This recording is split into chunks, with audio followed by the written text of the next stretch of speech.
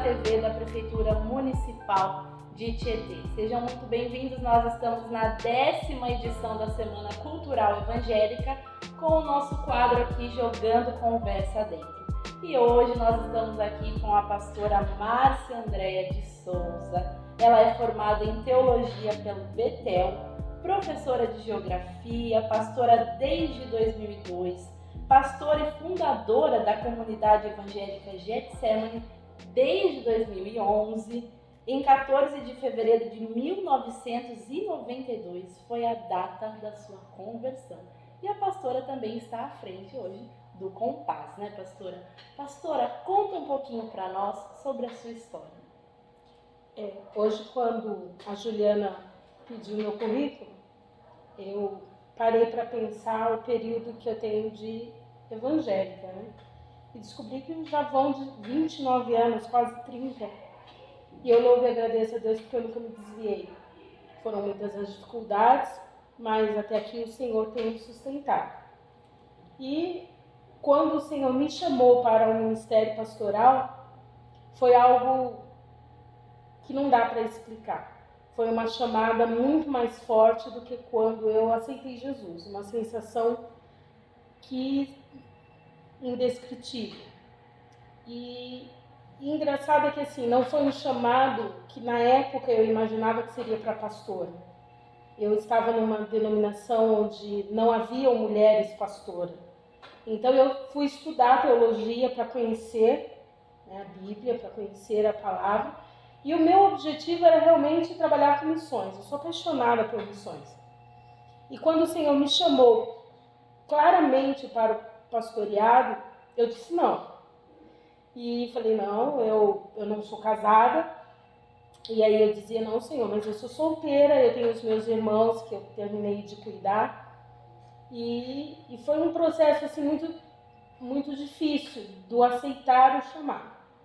Mas desde que o aceitei, eu tenho vivido ele inteiramente. Eu costumo dizer, as pessoas perguntam assim, pastora, você vive da obra? Não, eu vivo para a obra. E isso tem sido uma grande realidade na minha vida. Deus, eu já tive uma escola, sou professora, né, e sou pedagoga também. Eu já tive uma escola e quando o Senhor disse para mim que era para fechar a escola, porque Ele me queria única e exclusivamente na obra, foi uma entrega total e já vão aí quase 15 anos que isso aconteceu. E eu louvo e agradeço a Deus. A comunidade nasceu em 2011, porém, quando eu fui ungida pastora, em 2004, o chamado já tinha nascido. Mas aí você vem dizendo não, e vai levando. Em 2011, quando o Senhor me trouxe para Serquilho, porque eu vim primeiro para Serquilho, quando eu cheguei em Serquilho e eu dizia, Senhor, eu não consigo ficar longe da minha família. Eu não consigo ficar longe dos meus irmãos. Eu não consigo. E um dia, às 3 da madrugada, eu saí para orar. E eu não conhecia nada na cidade, e eu subi naquele pontilhão ali onde você vê o letreiro de Serquilho, 3 e pouco da madrugada, e Deus disse assim para mim de forma clara, sonhe os meus sonhos, e eu sonharei os seus. A partir dali eu me entreguei para o meu chamado, totalmente em Serquilho. E passaram uns 2 anos quando a igreja nasceu. Nosso ministério não nasceu de uma rebelião, não nasceu de uma divisão. Nosso ministério nasceu no coração de Deus. O culto começou na sala da minha casa, com 6 pessoas, e já vão aí 10 anos, fazem 10 anos agora que a comunidade nasceu, para a glória de Deus. Que legal, pastora.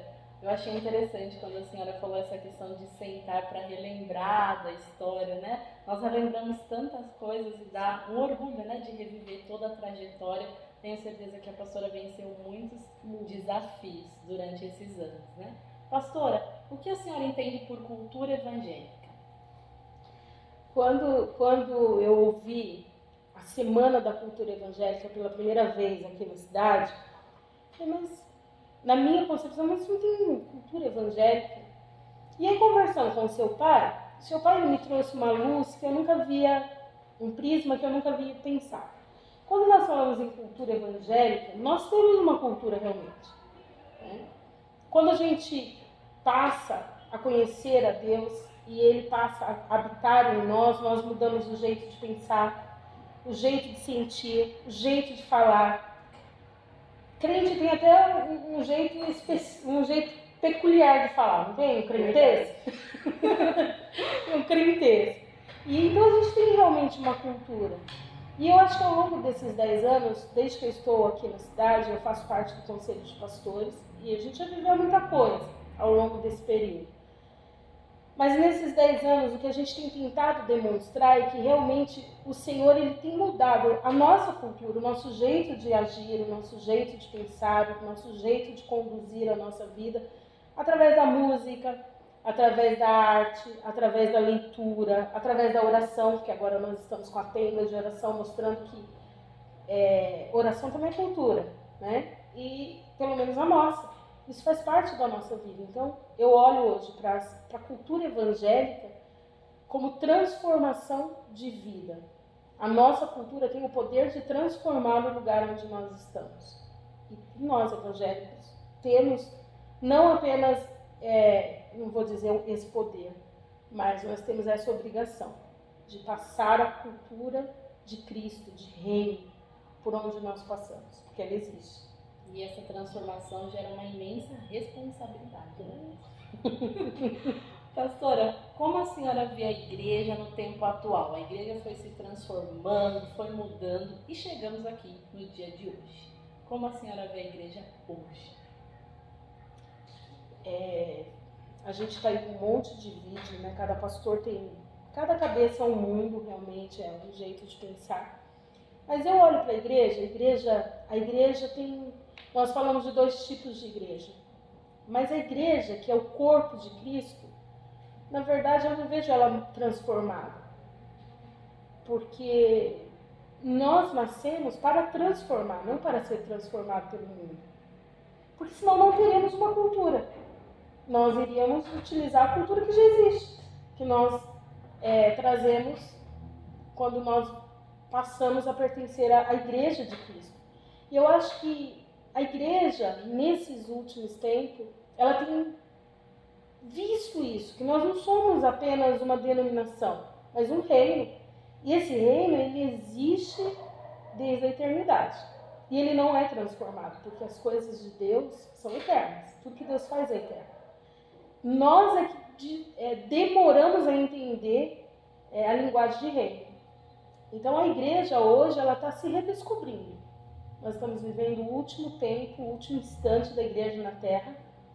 A igreja hoje ela vem vivendo coisas em que a gente nunca imaginou que ela fosse passar, até por conta da pandemia. E ela vem se descobrindo. Mas eu acho que a igreja genuína ela tem bases que não mudam, são imutáveis, como a palavra, a oração e essa cultura de reino, que não muda. Em qualquer lugar do mundo que a gente for hoje, e eu digo a gente, nós mesmos, com pessoas tão diferentes, nós vamos poder nos adequar à igreja de Cristo naquele lugar, porque ela tem uma base imutável. A Bíblia é a mesma, né? É a mesma, não muda. A palavra é a mesma. Excelente. Então, excelente, pastora. E agora nós vamos dar uma pequena pausa, vamos para o nosso segundo bloco. Já já nós voltamos a conversar mais um pouquinho aqui com a pastora Andréia.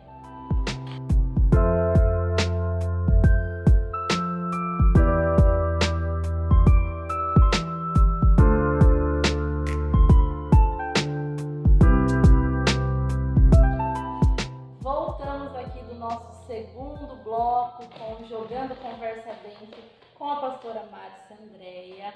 E agora, pastora, conta para nós como a sua igreja respondeu durante esse período de pandemia. Olha, talvez eu pareça um pouco excêntrica. Quem me conhece sabe que eu sou meio excêntrica mesmo. Mas logo que estourou a pandemia, eu recebi um direcionamento de Deus.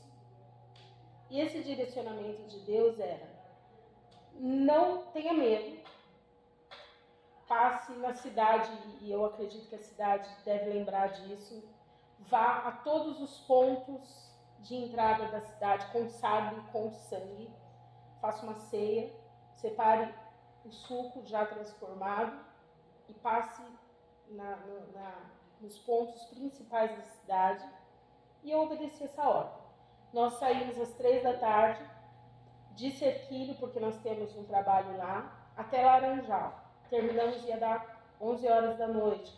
Consagramos todas as entradas, todas as 3 prefeituras, todos os pontos importantes da cidade. E aí você pode perguntar para mim, pastor, isso teve valor? Na minha concepção, muito. E é uma questão de fé. No nosso ministério, a ordem de Deus foi: consagre todos os umbrais das portas. E ainda que vocês peguem Covid, permaneça dentro de casa. Não saiam. Adoeceu, fique dentro de casa, porque eu sou o Senhor que cura. Nosso ministério não parou. Nós nos adequamos, fazíamos as lives, aí surgiu os pequenos grupos,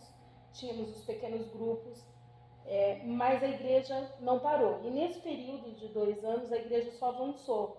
Nós abrimos a igreja do Piauí, a igreja de São Paulo, os pontos de congregação, a igreja só avançou. Porém, quando nós falamos de perda, o medo dominava, a gente percebia isso de forma gritante. E não adianta a gente dizer que não, as pessoas têm medo, mas nós vimos a mão de Deus agir em todo o tempo. Então eu posso dizer que o nosso ministério, nesse período, ele viveu o sobrenatural de Deus.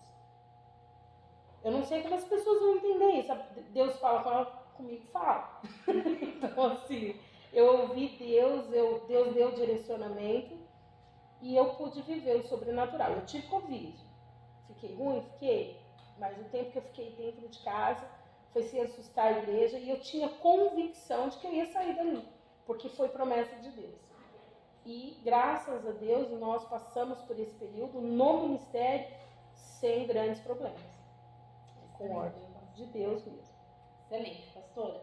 Pastora, destaca para nós um ponto forte da Igreja Getsemane. A Igreja Getsemane, como o nome já diz, é um lugar de prensa, né? É um lugar de missão. Mas eu acho que o nosso ponto forte é realmente missões. Nós somos uma igreja família, nós vivemos como família, e toda família tem seus problemas. Porém, o nosso ponto forte ali é o amor a almas.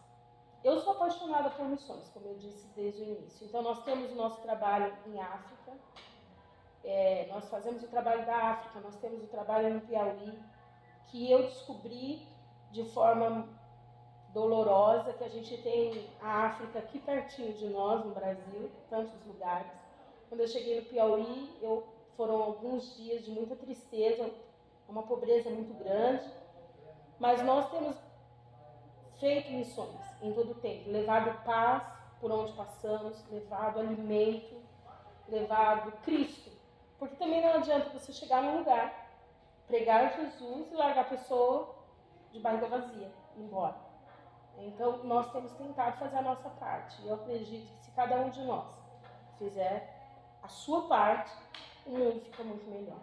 Interessante isso, pastora, que a senhora destacou. Muitas vezes nós enxergamos, né, quem está de fora, missões, como algo só externo, né, fora do país. Mas não, também temos as necessidades do nosso país, né? Como a pastora mesmo disse ali, enxergou no Piauí uma África ali, dentro do nosso Brasil. Mas aqui na nossa cidade, nós fizemos um trabalho no início da pandemia, no bairro Sete Fogões. Nós entregamos ali marmita durante os 2 primeiros meses. A gente entregava de 250 a 300 marmitex todos os dias, lá no Sete Fogões. E aqui, tão perto de nós, entre remédio, fralda, leite, caixas e caixas de leite. A gente não faz mais porque somos uma igreja pobre, mas aquilo que é possível ser feito, que é possível dividir, a gente tem feito. E aqui, na nossa cidade, que não é tão longe, né? Tão longe de nós. Excelente, pastora, lindo trabalho, parabéns. Pastora, vamos falar agora sobre política. Sem partidarismo, qual é o papel da igreja no cenário político atual? Olha, eu sou uma pessoa ignorante de política, essa é a verdade. Eu não tenho muito conhecimento político. Tenho tentado me adequar até por conta do Conselho de Pastores, porque hoje eu preciso entender de política. Mas olhando para o quadro atual, eu entendo algo que talvez você fale de pastor é maluco de verdade. Mas eu creio no governo celestial sobre todas as nações. Eu olho para o quadro político e eu entendo, Deus está no comando, ainda que o homem não esteja entendendo. Porque tudo que nós temos vivido, independente de partido, a gente vê o impossível tem acontecido na política. Na política. Aquilo que a gente falava assim, imagina, não vai para o poder. Chegou no poder. Em todas as esferas, inclusive na nossa cidade, porque ninguém acreditava que o nosso prefeito seria reeleito. Eu lembro que quando eu conversei com ele, nós oramos, ninguém acreditava que o nosso prefeito está aí, reeleito. Então, eu olho para tudo isso como Deus no comando de todas as coisas. Inclusive, eu digo isso na igreja, né? Independente de concordar ou não com o nosso governo, eu oro por ele. Porque eu entendo que a função da igreja é ser a base espiritual que todo governo precisa. Porque nós cremos que acima de nós existe um Deus que está no comando de todas as coisas. Politicamente falando, eu não estou falando nem da igreja. Então, assim, você pode falar, não, pastor, isso é utópico. Eu não creio. Eu creio em Deus soberano. E esse Deus soberano, ele tem mostrado nos últimos tempos que ele está no comando da nação, da nossa nação, nação brasileira. Excelente. Pastora, onde está localizada a igreja de Getsemane? A igreja Getsemane aqui na nossa cidade está no bairro Terra de Santa Maria, na rua Professora Dalila de Arruda Abdala, 153. É a primeira rua do bairro, né? E mais do que isso, o meu convite para você que está nos assistindo, né, é que você realmente busque Cristo. Nós estamos aí com várias igrejas falando, mas eu tenho certeza que do lado da sua casa deve ter uma igreja em que você pode frequentar. Busque Cristo. Excelente, pastora. Pastora, eu quero agradecer a pastora Márcia André, que conversou aqui conosco. Já estamos chegando ao fim. Parabéns pelo seu trabalho, pastora, frente ao Compaz, ao Conselho de Pastores de Tietê. Que Deus continue abençoando a sua vida, te conduzindo no Conselho de Pastores. Quero agradecer à TV da Prefeitura Municipal de Tietê. Quero agradecer você que nos acompanhou até o dia de hoje. Hoje é o nosso último, o encerramento do Jogando Conversa Dentro. Participe conosco da 10ª edição da Semana Cultural. Não percam os eventos. Muito obrigado a todos que estiveram aqui conosco. Quem sabe, né, professora, se o pessoal gostar bastante, a gente volta com outros bate-papos. Com certeza. Muito obrigado, Suliman, por essa oportunidade, a prefeitura que abriu as portas aqui para nós. Eu que agradeço demais, pastora, a sua presença. Eu abençoe.